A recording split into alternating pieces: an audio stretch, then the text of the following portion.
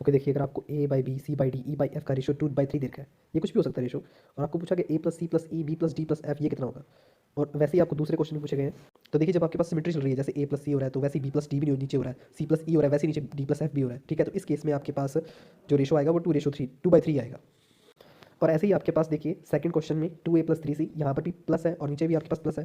फिर नेक्स्ट में आपके पास माइनस है, फिर नीचे भी माइनस है, तो यहाँ पर भी सिमेट्री रूल फॉलो हो रहा है, तो आपके पास इसके अंदर भी 2/3 आएगा। ठीक है, अब देखिए स्क्वायर आ गया, स्क्वायर आ गया तो सिर्फ सिंपली आपको उस रेशो का स्क्वायर कर देना, तो 4/9 आ जाएगा। अब बात ये है कि ऐसा क्यों होता है। देखिए यहाँ पर मैं 2/3 नहीं ले रहा हूँ। मान लीजिए कि आपको ये जो रेशो था वो 2/3 नहीं देके के दिया होता, तो ई इक्वल टू एफ क्या आता, सी इक्वल टू डी क्या आता, ए इक्वल टू बी क्या आता। जब आप ये वैल्यू इन तीनों क्वेश्चन में से किसी में भी सब्स्टिट्यूट करते तो आपके पास ऊपर नीचे टर्म कैंसिल हो जाती है और रेशो सेम ही आ जाता। ठीक है, अब नेक्स्ट क्वेश्चन आप देखिए A by B C by D equal to 5। तो अब देखिए यहाँ पर सिमेट्री रूल फॉलो हो रहा है, 3a + 4c 3b + 4d। ये कितना होगा आंसर इसका। देखिए बिना पेन उठाए हम इस क्वेश्चन को कर सकते हैं। इसका आंसर आपके पास 5 होगा। Next question, if x³ - y³ ratio x² + xy + y² is 5:1 and x² - y² ratio x - y is equals to 7:1, then the ratio 2x ratio 3y equals। तो देखिए इसको कैसे सॉल्व करेंगे आप। तो देखिए जो पहला आपके पास 5:1 है, ठीक है, इसको आप क्या कीजिए x³ - y³ को खोल लीजिए, तो यहाँ से आपके पास एक रिलेशन निकलेगा, और वैसे ही आप दूसरे को भी सॉल्व करेंगे, सिंप्लीफाई करेंगे, तो वहाँ से भी आपके पास रिलेशन निकलेगा। ठीक है, उन दोनों रिलेशन से आप x और y की वैल्यू निकाल सकते हैं ईजिली, और फिर 2x रेशो 3y आपके पास निकल जाएगा। तो देखिए इसका सोल्यूशन देखते हैं, इसका सोल्यूशन देख लीजिए। ओके, तो डी आंसर करेक्ट है। Next question, 2 vessels contain milk and water in the ratio 7:5 and 7:9. If both vessels are mixed in ratio 1:1, find the ratio of milk and water in new mixture. Okay, तो अब ये देखिए नए type के question आ गए हैं, तो देखिए इसको हम कैसे सॉल्व करेंगे। देखिए 2 वेसल्स हैं, ठीक है, तो पहले वेसल में आपके पास रेशो कितना 7:5 है, दूसरे वेसल में रेशो आपके पास 7:9 है। अब जो क्या हुआ ना इसने, if both vessel are mixed in ratio 1:1, मतलब कि जितना आपके पास यूनिट्स फर्स्ट वेसल में होंगी उतनी यूनिट्स ही आपके पास सेकंड वेसल में होंगी। ठीक है, तो आइए देखिए इस क्वेश्चन को कैसे सॉल्व करेंगे हम।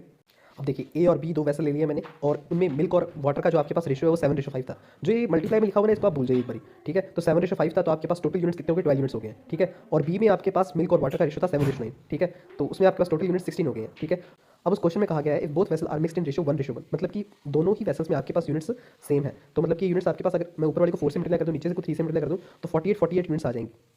तो ऐसे ही मैंने पीछे मल्टीप्लाई कर दिए, तो आपके पास ये रेशो कितना बन गया 49:47। So the new mixture ratio for the milk and water is 49:47। Next question, A and B vessel. ठीक, अब देखिए वैसे ही क्वेश्चन है ये, नेक्स्ट क्वेश्चन भी इसको मैं सॉल्व नहीं करूँगा, इसको आप सॉल्व करेंगे, इसका मैं आपको आंसर बता दूंगा। तो ए वेसल में आपके पास मिल्क और वाटर का जो रेशो है वो 2:7 है। बी वेसल में जो आपके पास मिल्क और वाटर का रेशो है वो आपके पास 5:1 है, और जो मिक्सचर बनता है आपके पास वो 1:1 का बनता है। ठीक है, तो आप बताइए कि आपके पास न्यू मिक्सचर का रेशो क्या होगा। ठीक है, इसका मैं आपको आंसर बताता हूँ। इसका आंसर आपके पास 19:17 है। ठीक है, अब देखिए क्वेश्चन मोल्ड होकर भी आ सकता है आपके पास, क्वेश्चन मोल्ड होकर ये आ सकता है कि आपके पास अगर मिक्सचर में आपके पास 10 litre and 10 litre both A and B vessel में होनी चाहिए, तो तब कैसे करेंगे। तब भी एक ही बात है कि आपके पास ए और बी वेसल में 1:1 चलता है। ठीक है, तो तब भी आपके पास इसका आंसर सेम ही रहेगा। Next question, 3 vessels each of 10 liter capacity contain a mixture of milk and water in the ratio 2:1, 3:1 and 3:2.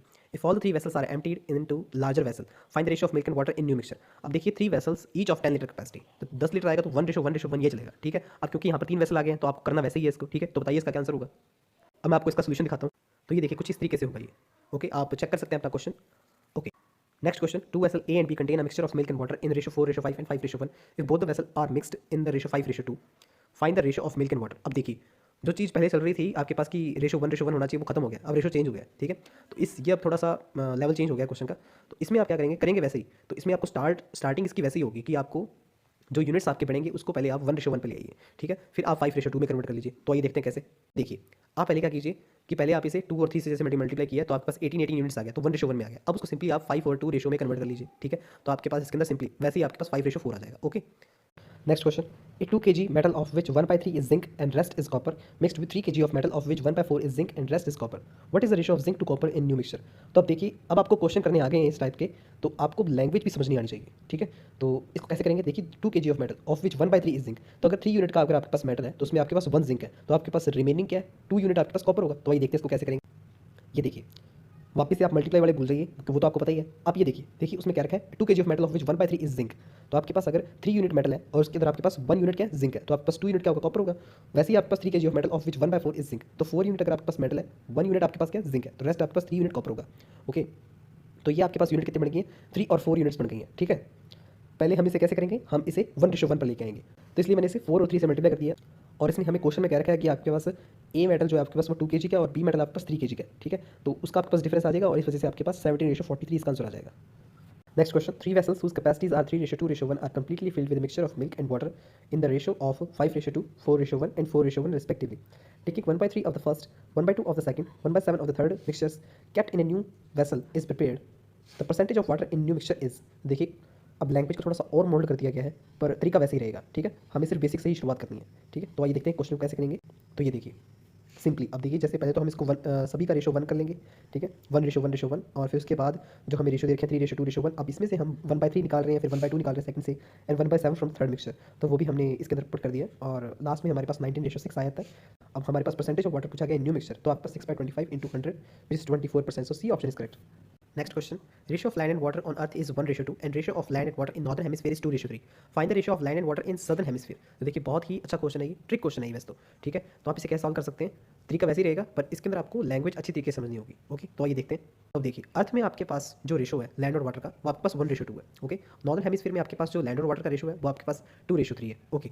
तो आपके पास ये कितना एरिया बन गया अर्थ से 3 यूनिट एरिया बन गया और नॉर्दर्न हेमिस्फीयर से 5, ठीक है। इसको हम 1:1 करेंगे तो आपके पास ये 5 और 3 से मल्टीप्लाई कर देंगे। अब आप सोच रहे होंगे कि मैंने 2 और 1 से मल्टीप्लाई क्यों किया। अब देखिए नॉर्दर्न हेमिस्फीयर और सदर्न हेमिस्फीयर का जो आपके पास एरिया है उसका रेशो आपके पास 1:1 है और अर्थ और नॉर्दर्न हेमिस्फीयर का रेशो कितना होगा फिर 2:1। तो ये एक हिडन क्वेस्ट थी इसके अंदर। तो आपके पास इसके अंदर 2 और 1 से 2 मल्टीप्लाई किया तो इसके अंदर आपके पास रेशो जो बनता है वो आता है सदर्न हेमिस्फीयर का, पास बनता है 4:11। Next question. Rupees 2366 is divided among 8 men, 10 women and 10 children. Each man get 25% more than each woman and each woman get 25% more than each child. Find the amount received by each woman. अब देखिए जैसे जैसे हम आगे बढ़ रहे हैं question की लैंग्वेज भी अच्छी होती जा रही है। तो वही देखते हैं इस क्वेश्चन को कैसे सॉल्व करेंगे। Man women and children, so man get 25% more than each women. अगर 25% आपके पास क्या बनता है रेशो 1/4 बनता है। अगर वुमेन के पास 4 है तो मैन के पास 5 है। ऐसा ही रेशो आपको वुमेन और चाइल्ड में देखने को मिलता है 25% more than child. Women get 25% more than child. So इसके अंदर भी आपके पास चाइल्ड को अगर 4 मिलता है तो और वुमेन को 5 मिलता है। अगर इस सारे रेशियो को हम नॉर्मलाइज कर लेंगे मैन वुमेन एंड चिल्ड्रन में तो आपके पास 25:20:16 इतना बनता है, ओके। अब देखिए 8 मैन 10 वुमेन एंड 10 चिल्ड्रन है, ठीक है। इनके अंदर ये 2366 की अमाउंट डिस्ट्रीब्यूट हो रही है, ठीक है। पर इसके अंदर जो एक और कंडीशन थी वो भी ऐड हो रही है, ठीक है। तो हमने 25, 20 एंड 16 ये मल्टीप्लाई कर दिया जिससे हमारे पास जो अमाउंट का रेशो आता है वो 5:5:4 आ गया, ठीक है। तो यहाँ से हमें पता लगता है जो 14 यूनिट्स मनी है आपके पास वो किसके बराबर है 2366 के। तो 1 यूनिट आपके पास 169 के। और हमें क्वेश्चन पूछा गया the amount received by each women. तो ईच वुमेन निकालने के लिए पहले हम सभी वुमेन का निकाल लेते हैं। तो सभी वुमेन को आपको कुल मिल रहे हैं 845 रुपीज़ मिल रहे हैं। तो ईच वुमेन 10 है आपके पास तो हर एक वुमेन को 84.5 रुपीज़ मिल रहे हैं। Rupees 500 is divided among A B C in such a way that rupees 16 more 2/5 of A share and rupees 70 is less than 3/4 of B share and rupees 4 less than 3/5 of C share are equal, okay. Find B share. तो यहाँ पर देखिए बहुत ही अच्छे तरीके से इसने इस बार क्वेश्चन को और लैंग्वेज अच्छी की है, ठीक है। तो यहाँ पर आपके पास कैसे सॉल्व हो गई है। अब देखिए जैसे क्वेश्चन में वो कह रहा है in such a way that rupees 16 more 2/5 of A share, okay. तो ए का जो 2/5 है उसके अंदर आपके पास 16 ज़्यादा मिलते हैं उसको, ठीक है। और 70 less than 3/4 of B share. अब बी का जो 3/4 शेयर है उसमें उसको 70 लेस मिलते हैं और सी में उसको 3/5 को उसमें 4 लेस मिलते हैं, ठीक है। और ये सब तीनों इक्वल है। अब देखिए इस सभी को मैंने 6k के इक्वल कैसे ले लिया। देखिए आप इसे सिर्फ k के बराबर भी ले सकते थे क्योंकि जैसे कि तीनों इक्वल है, ठीक है। पर मैंने जो a और b और c के जो कोफिशिएंट्स हैं वो आपके पास क्या है 2, 3 और 3 न्यूमरेटर देखना आपको, ठीक है। 2 और 3 है जैसे कॉमनली, तो उसका मैं एलसीएम लिया तो उसका एलसीएम 6 आ गया, ठीक है। तो आप 6k लीजिए, ठीक है। तो अब देखिए आप थर्ड और 6k को कंपेयर करेंगे तो आपके पास c कितना आएगा 10k + 20/3। ऐसे ही आप b और a निकाल सकते हैं k की टर्म्स में, ओके। अब देखिए क्वेश्चन में दे रखा था 500 is divided among a b and c, okay. तो a + b + c this much value and this is equals to 500, okay. तो यहाँ से k की वैल्यू इजीली निकल जाएगी 40/3। अब क्वेश्चन में हमें पूछा फाइंड द b शेयर। अब देखिए b का शेयर हमारे पास कैसे निकलेगा, तो b में आप k की वैल्यू सब्स्टिट्यूट कर दीजिए और b आपके पास 200 आ जाएगा। तो आपके पास a ऑप्शन करेक्ट है।